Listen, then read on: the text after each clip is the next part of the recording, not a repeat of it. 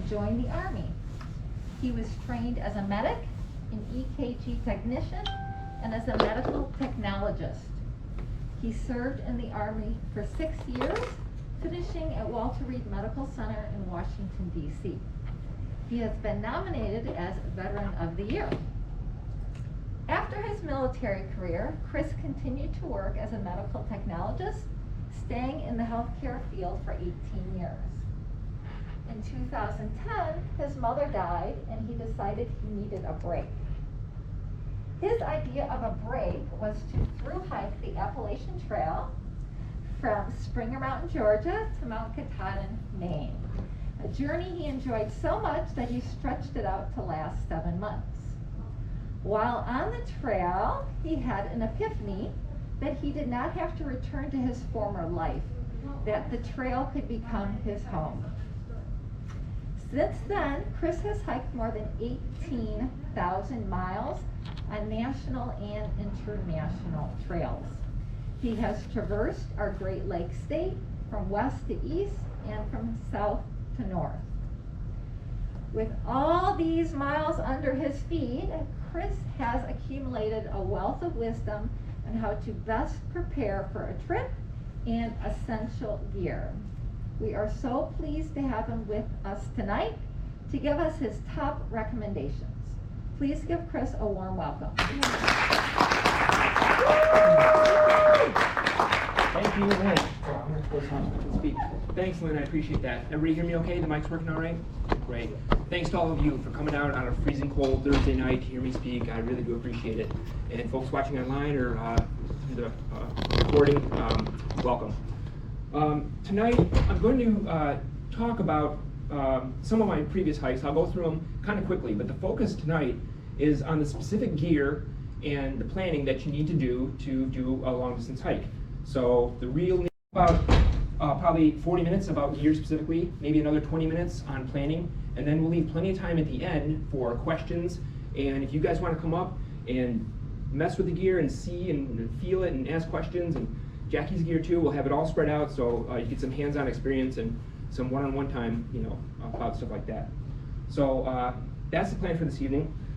But I want to start off talking about these three guys. These are three of the hiking elite. These guys do things that I could never do. On the far right is Flying Brian Robinson. Let me say this about my talk tonight too. I probably will use some acronyms and some initials and some hyper lingo. Don't worry if you don't get it right away. It'll probably come out in the context. Or jot down a note and feel free to ask a question at the end. I'll be glad to go over all that. But Flying Brian Robinson was the first to do the calendar year Triple Crown. That is the Appalachian Trail, the Pacific Crest Trail, and the Continental Divide Trail all in 1 year. That's 8,300 miles of hiking. He was the first. He's one of only a handful of people to have completed the Barkley Marathons. Really impressive guy. The guy in the middle, Andrew Skirka, is highly publicized. He created the Great Western Loop by connecting the Continental Divide Trail and the Pacific Crest Trail. He did the Brooks Range in Alaska on foot. He's sponsored by National Geographic, and he is an accomplished hiker. Now he guides hikes. If you want to hike with Andrew Skirka for a week, it costs upwards of $3,400. That doesn't include gear and travel. That's just for the experience of hiking with him. And the guy on the far left is Scott Williamson. He's done the Pacific Crest Trail probably more than anyone else in the world, including the first to yo-yo the PCT. That is, to start at the border between California and Mexico, hike 2,600 miles all the way up to Canada, and then turn right around and come all the way back down to Mexico. It took him 5 tries to finally do it, so 4 years in the Sierra Nevada. An amazing hiker. We all want to be her. Not be her, but we all want to hike like her. Heather Anderson. She goes by the trail name Anish, which is short for Anishinaabe, which I think is a collective term for the indigenous peoples from this area. The Chippewa and the Ojibwa and the Ottawa and the Potawatomi Indians were collectively known as Anishinaabe. And I think her grandmother is Native American, and so she goes by the trail name Anish. And she is the greatest hiker ever, living or dead. That's not an exaggeration, it's not hyperbole. She's the best. She's the very best at what I like to do the most. Briefly, some of her accomplishments. She simultaneously held the fastest known time for the Arizona Trail, the Pacific Crest Trail, and the Appalachian Trail. First female to do the Triple Crown in 1 calendar year. First female triple crowner, so all 3 big trails, 3 times each. She's the best. As a matter of fact, picture the best athlete you can, a male or female, anytime, it doesn't matter, and think about what makes them a great athlete. I bet you they can't do what she has done. No one can. She's unstoppable. She's the best. And I bring her up for a couple reasons. Number one, if you want to learn from the best, you should learn from her, not from me. She writes all the time. She's got some great books out. Her first book was called Thirst, 2,600 Miles to Home. And her most recent book is called Mud, Rocks, and Blazes, Letting Go on the Appalachian Trail. These are my autographed copies. Don't touch them. Don't even look at them. She really is the best. I also mention her because she's slight in stature. She's not a big person. She's not physically very strong. You don't need to be for long distance hiking. The force goes into the flow. She's not super strong, but she does not quit. She's persistent. She sleeps 4 to 5 hours per night. Other than that, she's hiking. She's covering 44 to 50 miles a day. Days and weeks and even months on end. I love the joy through deprivation. I just love the lifestyle. But if I'm honest, I'm chasing this. That feeling of accomplishment, that gratification that comes from stating your intention to through hike along in 2 or 3 minutes. And then at the end, when we take questions, I'll put this super remote, north central Maine by the time the snow flew up there. So I flip-flopped. Some friends and I took a train all the way up to Maine, and we climbed Katahdin, and then came back down to the halfway point.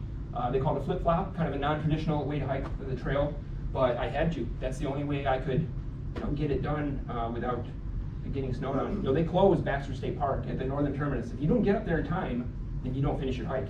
You can be out there for months and months and then hit a sign that says, sorry, park closed. So, and as Lynn said, I'd really in the US and Canada, and you've done all 3 big trails, that's the Triple Crown. If you hike the Appalachian Trail, the Continental Divide Trail, and the Pacific Crest Trail, they call that the Triple Crown of long distance hiking.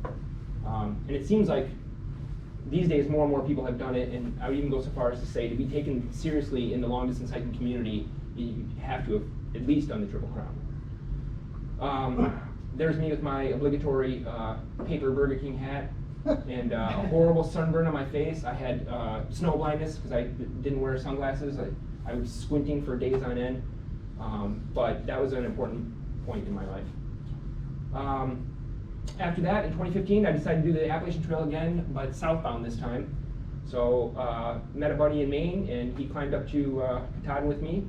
I finished pretty late in the year, but it was my second through hike of the Appalachian Trail, and still wasn't done hiking yet, so I decided to hike the Benton McKay Trail, which starts at the southern terminus. They share the same southern terminus, and it goes back up into North Carolina. So this map is complicated, but this is Springer Mountain here, and the Appalachian Trail is the dotted yellow line. It goes all the way up. They share the same terminus here. They cross again at Fontana Dam, and the Benton McKay Trail terminates at Davenport Gap.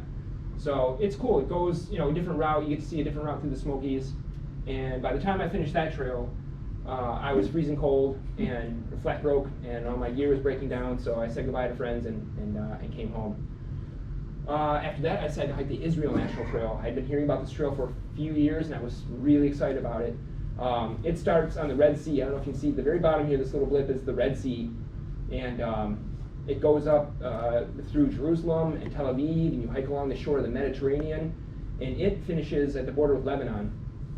And another view, satellite view of the trail, so that you can see almost the whole southern half of it is serious desert, really tough desert hiking, the Negev Desert.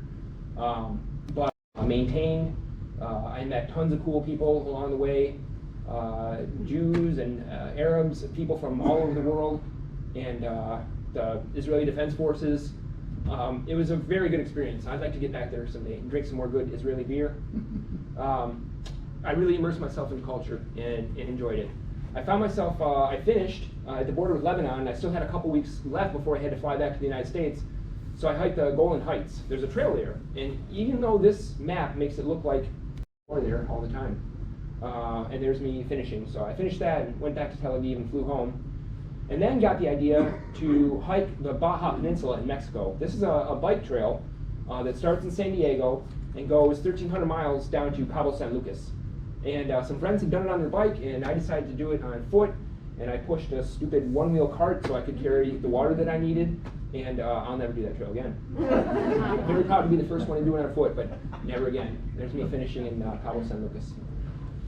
Then I decided to take on the Bruce Trail, which is up in Canada. It starts on the Canadian side of Niagara Falls and goes up west of Toronto all the way up the Bruce Peninsula up into the Georgian Bay.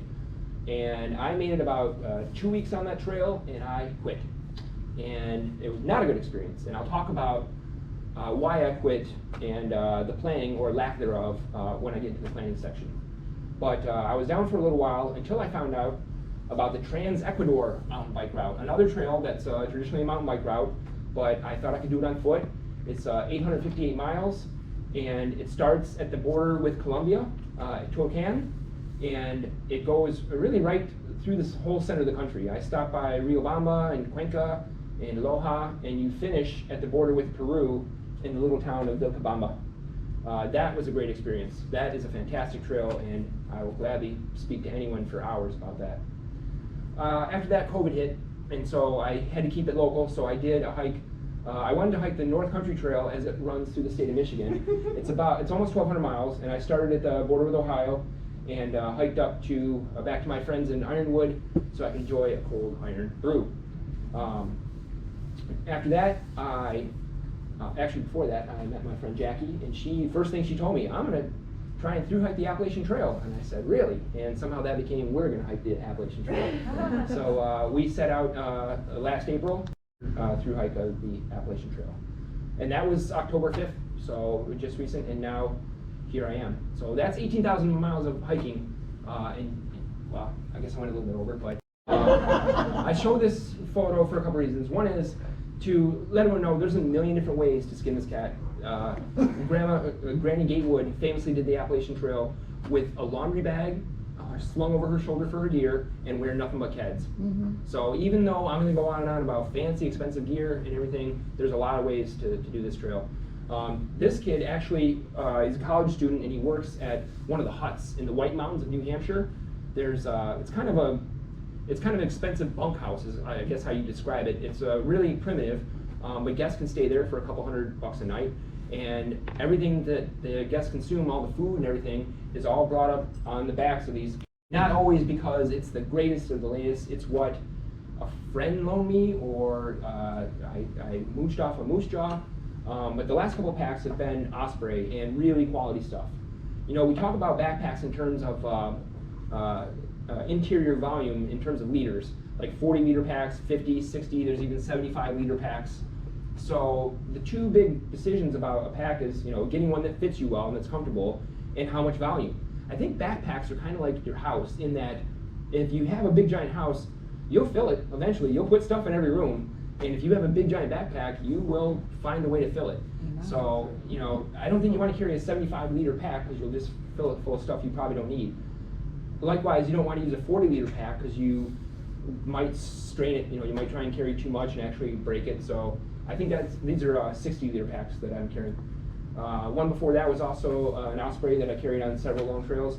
I've carried Gregory packs. I got a Kelty pack up here that's done the Appalachian Trail twice.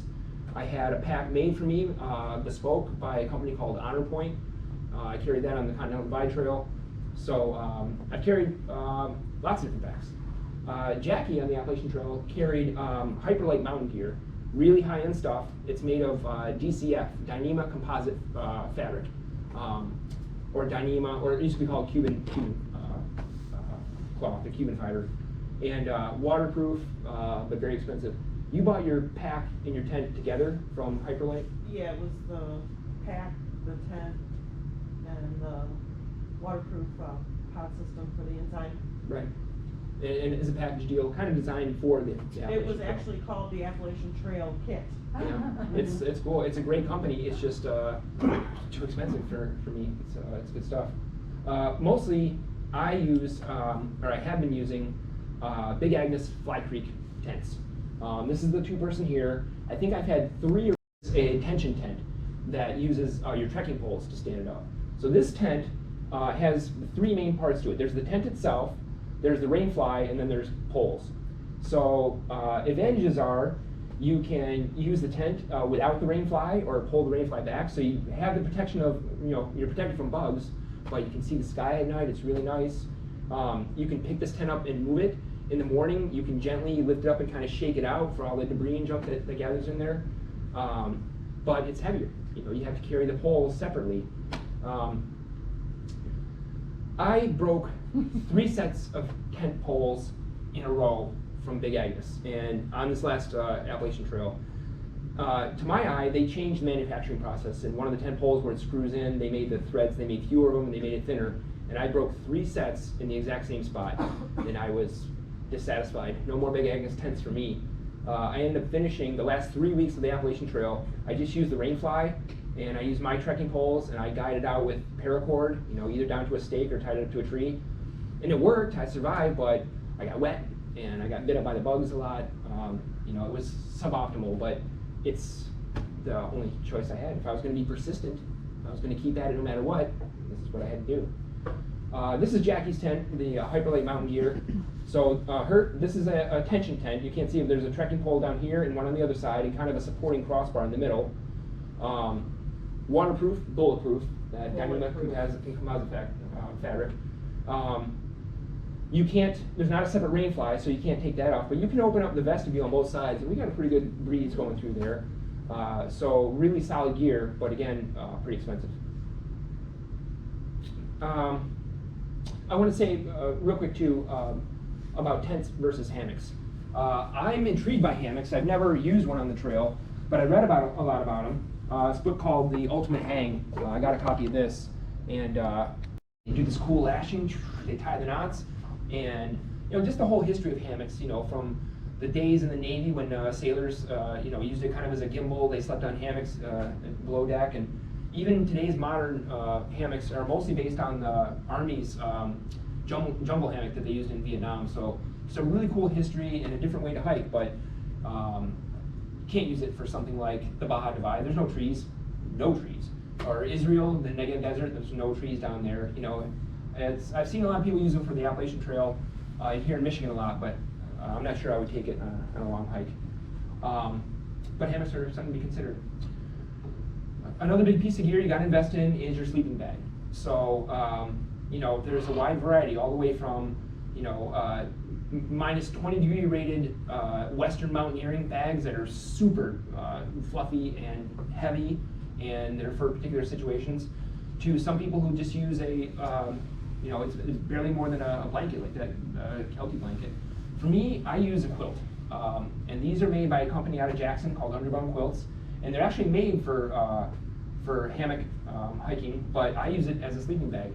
And this one in particular I think I had about 3,500 miles on it before, well, it's stinky and all, eventually the down kind of all gets packed into the baffles and it wasn't as effective. But they built me a brand new one. Lynn, you could put on a little bit of light. I gotta show folks this. This is my brand new quilt from Underground Quilts. And it's kind of almost a combination between a sleeping bag and a quilt. It doesn't have a zipper, but you can snap it together. And it's got a foot box, and this one's rated to 30 degrees. So, if it's much colder than that, I could add a liner. I got a synthetic liner. That'll give me another 10 degrees of protection. Start adding clothes. This, plus every stitch of clothing I have on, I can get down to near zero. So, yeah.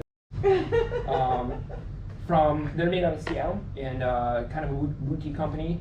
Very expensive gear. How are you with your Feathered Friend sleeping bag? Highly recommended. Yeah, Highly. Sweet. Pretty sweet, but pretty expensive, I think. But we It were wasn't that expensive. It was like $360. less than $400. Yeah, not bad. It keeps you warm all night. That's all you can ask. It keeps you warm all night and not too heavy. Yeah. As we discuss gear, we comment on weight all the time, because the fact is weight matters out there. Light is fast, and fast is fun. I can't say that enough. I'm going to have that tattooed across my forehead. Light is fast, and fast is fun. And what that means is, the lighter your pack, the less gear you're carrying, the less risk of injury, and the more miles you can do per day. You're faster. So if you're so light you can do 30 miles a day, then a 20-mile day is like a break. So I'm not ultralight. I'm trying to be. I've spent 10 years now toward that goal. But you know, being ultralight has a lot to do with how much discomfort can you tolerate. You know, if you don't want to carry a tent and you just want to carry a tarp, you know, or a rain fly like I had, you're going to get wet and you're going to get bit up by the bugs, but you'll be lighter. You know, there are people out there who have base pack weights, that is all the gear minus food and water, below 10 pounds. I usually run between 18 and 20, depending on where I'm hiking. I don't know how much your pack weight, I think similar probably. Mm-hmm. So yeah, we talk about weight all the time because it matters. You wind up looking at each thing that you're carrying and thinking to yourself, do I need this? I mean, I would go so far as to say long distance hiking is more about knowing what not to bring than what to bring. You know, look at your gear and ask yourself, do I need this? Is this going to help me get up and down the hills? Because if not, leave it home. If it's been in your pack for a week and you haven't touched it, send it home. I wear long pants and long sleeve shirt. These are by Columbia. I think the shirt is that PFG fishing gear, and the pants are these pants. These are the same pants I'm wearing there. And the pockets are torn out a little bit. I sewed it together with dental floss. They're still hanging in there. I wear long pants and long sleeves for 2 reasons: bugs and sun. I'm trying to protect myself from both. I'm outside 24/7, and skin cancer is a real thing. So I want to cover up as much of my skin as I can, and I want as few bug bites as possible. You can do the Appalachian Trail, for example, in a pair of running shorts. We saw people with no shirt or just a tank top. You can do it that way. It's just a different way. You know, a lot of them were sunburned and bit up, and their legs were all scratched up by going through your eyes. I use bug net. So I get some looks, but I don't care. Me again, same clothes. People comment, man, every picture you're wearing the same thing. Yeah, because that's all I have. I have 1 pair of pants, 1 shirt, a t-shirt, 1 pair of underwear, and 2 pairs of socks. That's it. So I just don't see the need for anything else. Jackie wore similar pants, but she switched to short sleeves after a while because it was ungodly hot. Ungodly. I want to talk for a few minutes about foot gear. A lot of people focus on this, and I see the question all the time, boots or shoes? People ask all the time. For me, it's shoes for 3 seasons out of the year, 3.5 seasons. The only time I wear over-the-ankle Gore-Tex boots is when I know there's going to be snow out there, when it is snowing or there's deep snow. Other than that, I wear shoes. They're lighter, they get wet, your feet get wet, but they dry faster. This is all mesh in here, so if you step in a puddle, your foot gets wet right away, but it's dry in an hour. If you have an over-the-ankle boot like this, and you splash through a river, or it rains for a couple days straight, and it gets wet inside there, the Gore-Tex holds the moisture around your foot for days, forever, until you get inside somewhere and you can dry out your boots. So again, unless it's actual snow on the ground and severe winter conditions, I prefer a shoe. These I wear in the wintertime, and I wear them for work too. When I wear shoes, I wear them till they disintegrate. I take them out of the box and I hit the trail with them right away, and I wear them until they are falling off my feet, or until I can beg, borrow, or steal another pair of shoes from someone. I've worn Obos in the past. I've worn Ultras. I've worn a bunch of different brands. I'm fortunate in that I can pretty much wear a size 12 anything. Some people can only wear certain models and stuff. Jackie started in Salomons, but struggled with, like all rookies do, with blisters and sore feet. So you tried. Went to Merrill. Right. And then Ultra. And Ultras ended up working for you pretty well? Yep.